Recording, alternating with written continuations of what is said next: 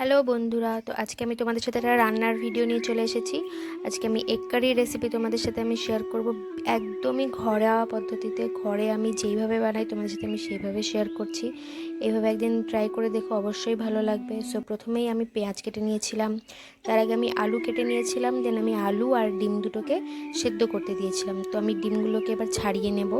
এই যে আমি ডিমগুলো ছাড়িয়ে নিচ্ছি, ডিমগুলো পারফেক্টলি সেদ্ধ হয়েছিল, এগুলো ছাড়াতেও সুবিধা হচ্ছিল। দেন আমি কড়াইয়ে তেল দিয়ে যে আলুগুলো একটু হালকা সেদ্ধ করে রেখেছিলাম সেগুলো একটু ভেজে নেব। খুবই হালকাভাবে সেদ্ধ করা ছিল, মানে ডিমগুলো প্রায় অর্ধেকের বেশি সিদ্ধ হয়ে আসার পর আমি আলুগুলো জলের মধ্যে দিয়েছিলাম, তো সেইভাবে সেদ্ধ হয়নি। তারপর আমি এগুলোকে লবণ আর হলুদ দিয়ে ভালো করে অল্প তেলে ভেজে নেব। দেন এইদিকে আমি ডিমের মধ্যে লবণ আর হলুদ মাখিয়ে নিচ্ছি। তো আলুগুলো ভাজা হয়ে যাওয়ার পর ওগুলো আমি তুলে নেব। দেন ওই তেলে আরেকটু তেল দিয়ে যে ডিমগুলো আমি সিদ্ধ করে রেখেছি সেইগুলো আমি এবার ভেজে নেব। ডিমগুলো বেশ ভালো মতো এপিট ওপিট করে ভেজে নেওয়ার পর ওগুলোও আমি এক এক করে উপরে তুলে নেব। দেন ডিমগুলোকেও ভালো করে তুলে নেওয়ার পর ওই তেলের মধ্যে আরও কিছুটা আমি সর্ষের তেল অ্যাড করে দেব। তো এই যে কালো কালোগুলো দেখছো, এগুলো ডিম আর আলুর কিছুটা অংশ এখানে লেগে গেছে। তো এবার ওই গরম হওয়ার পর তেলের মধ্যে আমি কিছুটা জিরে ফোড়ন দিয়ে দিচ্ছি, তেজপাতা, শুকনো লঙ্কা আর গোটা মশলা আমি ফোড়ন দিয়ে দিয়েছিলাম।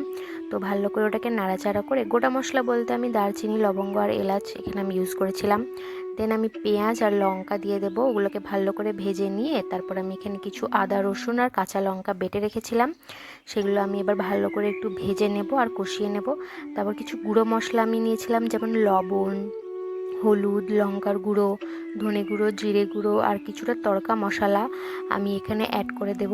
ভালো করে মশলাটা ভাজা হয়ে গেলে বেশ এটা একটু কষিয়ে নেব, একটু জল দিয়ে হালকা হালকা করে কষিয়ে নিতে থাকবো।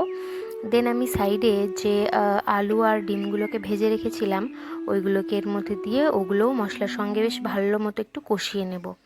এটাও ভালো মতো কষানো হয়ে গেলেই আমি এর মধ্যে কিছু কিছু করে জল অ্যাড করতে থাকবো।